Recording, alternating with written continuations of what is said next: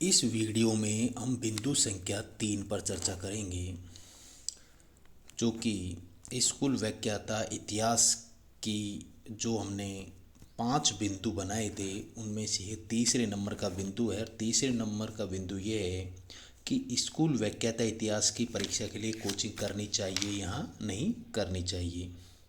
अधिकांश जो विद्यार्थी हैं ये रहते हैं कि हम इतिहास की कोचिंग करें या ना करें, या बिना कोचिंग भी इस परीक्षा में सफलता प्राप्त की जा सकती है क्या। तो आज हम इसी बिंदु पे चर्चा करेंगे कि कौन से विद्यार्थियों को कोचिंग करनी चाहिए या कौन से विद्यार्थियों को कोचिंग नहीं करनी चाहिए। पहला हमारा इसमें पहला बिंदु है कि बिना कोचिंग के भी सफलता प्राप्त की जा सकती है। यहाँ इतिहास एक ऐसा विषय है, आप इसमें बिना कोचिंग के भी सफलता प्राप्त कर सकते हैं। इसमें कोचिंग की कोई आवश्यकता नहीं है, क्योंकि जो विद्यार्थी स्कूल व्याख्याता की तैयारी कर रहा है तो उसने अपना पीजी लेवल पर, यूजी लेवल पर कहीं न कहीं इतिहास का अध्ययन किया है। तो हम ये मान सकते हैं कि उसको इतिहास की बेसिक जानकारी है। और यदि उसको इतिहास की बेसिक जानकारी है तो वह पहले ही अपनी रणनीति बनाए। रणनीति में हमने पहले बिंदु की चर्चा की थी, उसमें है कि वो पहले बुक्स सेलेक्ट करें कि वह कौन कौन सी बुकों का अध्ययन करें, जिससे कि इस परीक्षा में आसानी से सफलता प्राप्त की जा सके। दूसरा बिंदु ये है कि आरपीएससी द्वारा स्कूल व्याख्याता हो या प्रोफेसर हो या इतिहास से रिलेटेड जो भी एग्ज़ाम आरपीएससी द्वारा करवाई गई हैं उनके प्रश्नों की प्रकृति को समझे।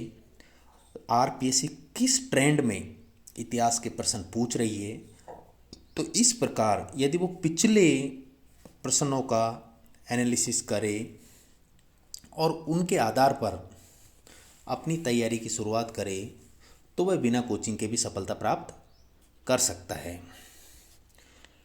क्योंकि हम देखते हैं कि एक कोचिंग में जो कोचिंग कर रहे हैं वो सभी विद्यार्थी सफल नहीं होते हैं। उस कोचिंग में से भी कुछ ही विद्यार्थी सफल हो पाते हैं। इसका क्या कारण है? यदि विद्यार्थी कोचिंग से ही सफलता प्राप्त कर सकता है तो उस कोचिंग करने वाले सभी विद्यार्थियों को सफलता मिलनी चाहिए, जबकि ऐसा नहीं है।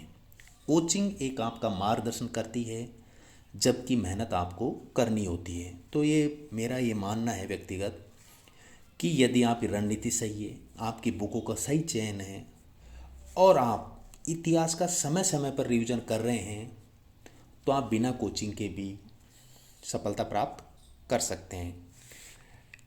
और काफ़ी बार ये रहती है कि नए विद्यार्थी हैं, उनके लिए कोचिंग कितनी सहायक है या नहीं है।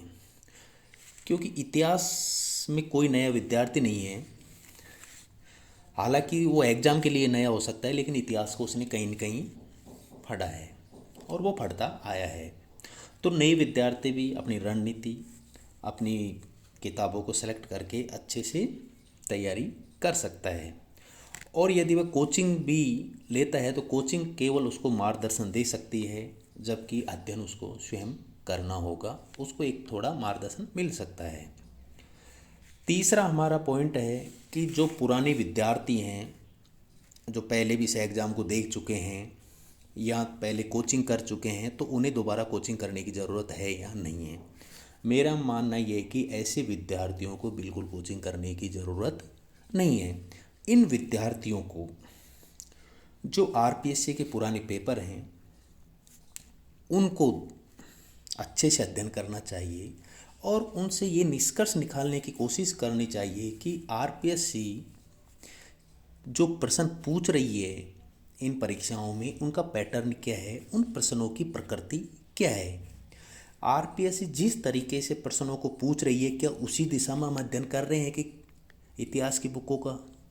क्योंकि बुकें तो सभी विद्यार्थी लगभग वही बुक पढ़ते हैं, लेकिन फिर भी सफलता कुछ ही विद्यार्थियों को मिलती है। तो इसका मतलब है कि हमारी जो रणनीति है, जो पुस्तक पढ़ने का तरीका है, वो ठीक नहीं है।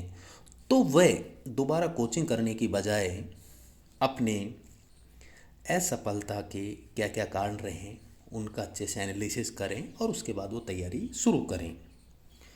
चौथा हमारा काफ़ी बार ये रहता है कि इतिहास की विद्यार्थियों को टेट सीरीज लेनी चाहिए या नहीं लेनी चाहिए, और लेनी चाहिए तो फिर ऑफलाइन लेनी चाहिए या ऑनलाइन लेनी चाहिए।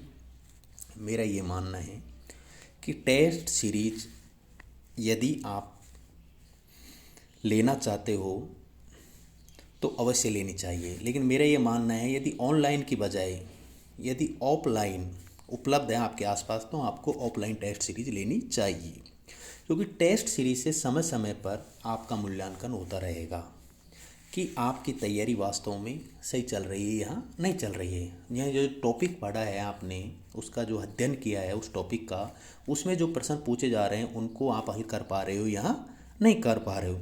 इस प्रकार टेस्ट सीरीज से आप अपने आप का मूल्यांकन करते रहोगे। लेकिन टेस्ट जिस भी आप टेस्ट सीरीज ले रहे हैं, चाहे वो ऑफलाइन ले रहे हैं चाहे ऑनलाइन ले रहे हैं, आपको ये ज़रूर ध्यान रखना है कि वो टेस्ट सीरीज़ का जो स्तर है वो आरपीएससी में पूछे जाने वाले प्रश्नों के स्तर के बराबर होना चाहिए। मतलब अच्छी क्लासेज की आपको टेस्ट सीरीज लेनी है। टेस्ट सीरीज अवश्य ही आपको ज़रूर आपकी जो तैयारी है उसको एक नई दिशा प्रदान करेगी।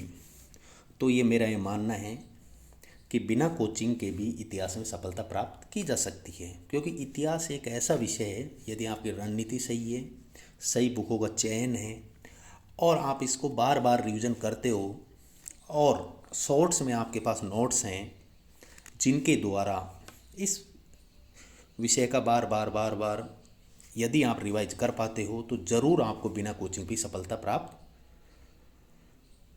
की जा सकती है।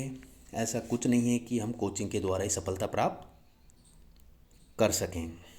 तो मेरा तो यही मानना है कि हम बिना कोचिंग पे भी इतिहास में सफलता प्राप्त की जा सकती है। केवल आपकी रणनीति सही होनी चाहिए। धन्यवाद।